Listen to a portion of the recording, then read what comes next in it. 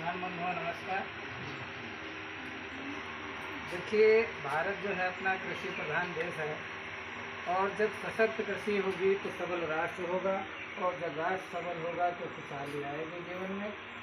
तो देखिए, प्रश्न ये है कि तमाम सारी वैरायटीज़ जो हैं विभिन्न कंपनियों द्वारा धान की दी गई हैं, लेकिन मैंने अनुभूत किया है कि 150 जो धान की वैरायटी है वो मध्यम अवधि और मध्यम आकार पौधे का भी होता है। कलियों की संख्या भी अन्य प्रजातियों की अपेक्षा अच्छी होती है तथा इसमें कुछ रोग रोधी क्षमताएँ भी होती हैं। लेकिन किसान बंधुओं ध्यान रखना होगा कि जहाँ तक हो सके रासायनिक कीटनाशकों और रासायनिक उर्वरकों का कम मात्रा में प्रयोग किया जाए। जैसे यूरिया है, यूरिया के प्रयोग से वानस्पतिक वृद्धि तो होती है, लेकिन जब ज़्यादा वानस्पतिक वृद्धि हो जाती है तो पकने के समय धान में जो है कीट पतंगों का प्रकोप बढ़ जाता है।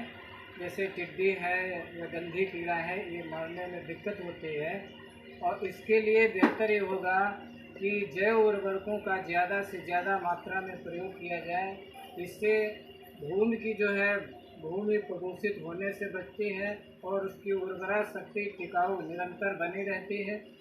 और ध्यान इस बात का भी रखा जाए जिन कीटनाशकों का प्रयोग किया जाए वो इतने हार्ड ना हो कि भूमि प्रदूषित हो जाए। जैसे हमारे कुछ कीट जो होते हैं किसान के शत्रु होते हैं, किसान भाइयों के कुछ मित्र भी होते हैं, तो कुछ ऐसे भी कीटनाशक होते हैं जिनसे शत्रु और मित्र दोनों का सफाया हो जाता है। जैसे केंचुए हैं, केंचुए यदि खेत में कम हो जाते हैं तो भूमि की उर्वरा शक्ति कम हो जाती है, इसका हमने अनुभव किया है।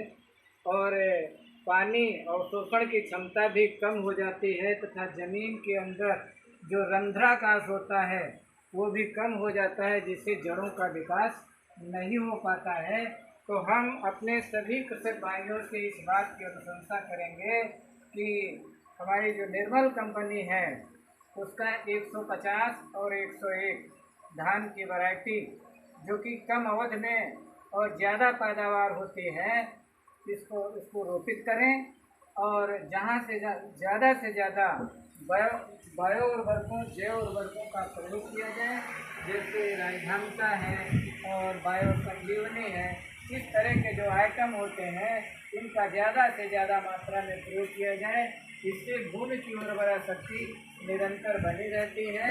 और जो रासायनिक उर्वरक होते हैं जैसे यूरिया है, एक इंजेक्शन का काम करते हैं, लेकिन इसका प्रतिकूल प्रभाव हमारी भूमि की उर्वरा शक्ति पर पड़ता है। धन्यवाद।